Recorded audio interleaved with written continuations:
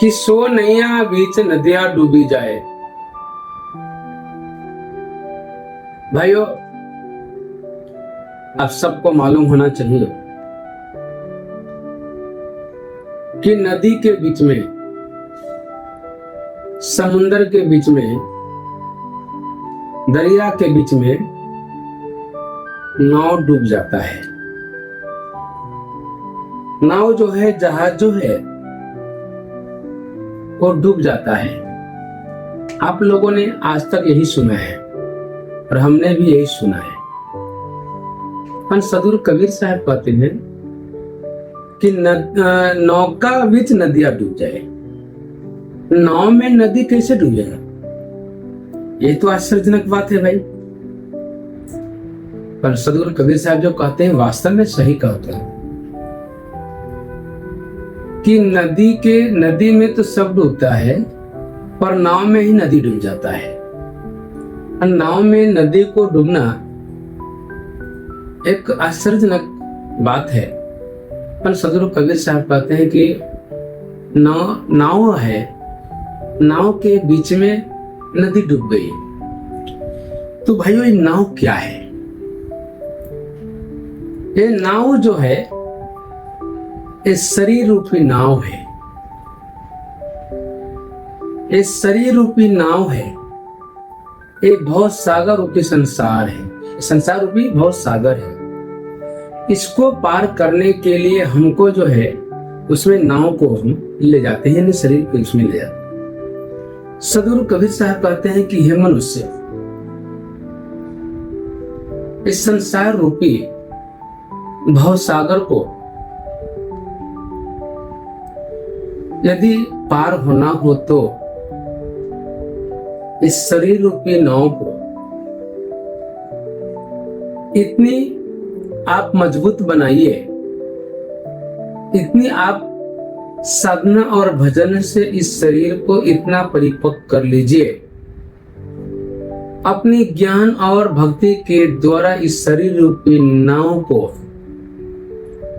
इतना आप मजबूत बनाइए, इतना गहरा बनाइए, इतना ऊंडा बनाइए इसको, जिसमें जो है ये संसार रूपी भव सागर जो है इस नाव रूपी शरीर में डूब जाए। एक आश्चर्यजनक घटना है। देखिए, हम लोग, सदगुरु कबीर साहब कहते हैं कि इस शरीर रूपी नाव को सदगुरु के चरण में जब जाता है तो सदगुरु चरण के पास में बैठ करके जो साधना भजन तपस्या करता है, तो सारा संसार जो है उस व्यक्ति के पास आता है। जो व्यक्ति सारा व्यक्ति होता है, अच्छा व्यक्ति, गुणवान होता है,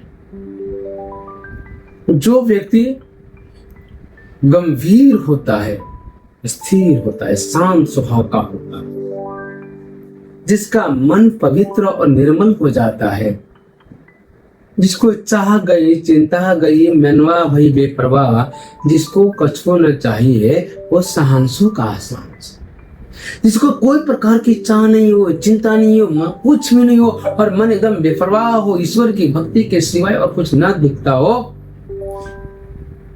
जब ऐसे स्वरूप में जब व्यक्ति चला जाता है, ऐसे इस व्यक्ति ऐसे स्वरूप में एक व्यक्ति जब पहुंचता है, तो ऐसे व्यक्ति को दर्शन करने के लिए, ऐसे व्यक्ति की चरणामृत लेने के लिए, ऐसे व्यक्ति की ज्ञान रूपी शब्द रूपी प्रसाद लेने के लिए सारा संसार उस शब्द में, नाव रूपी शरीर में वो डूब जाता है, समाहित हो जाता है।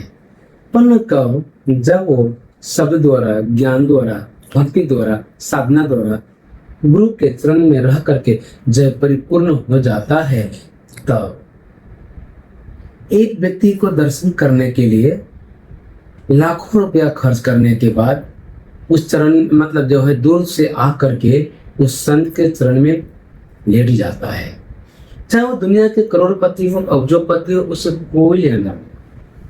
पर संत का जो भाव होता है, जो अमृत वाणी होता है, उनकी वाणी में इतनी मिठास होता है कि उस मिठास को सुनने के लिए लोग दौड़ दौड़ के आते हैं, दूर दूर से आते हैं, और पूरा संसार जो है, संसार रूपी दरिया जो है, संसार रूपी नदी जो है, नाव रूपी शरीर में तो डूब जाता है, समाहित हो जाता है।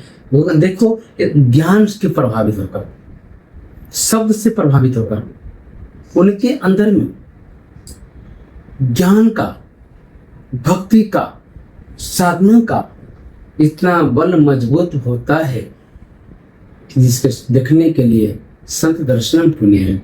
ऐसे संत को दर्शन करने के लिए लोग जो है ललाहित हो जाते हैं, ललाहित हो जाते हैं कि संसार रूपी संसार रूपी जो सागर है, वो सागर सब समाहित कहाँ हो जाता है?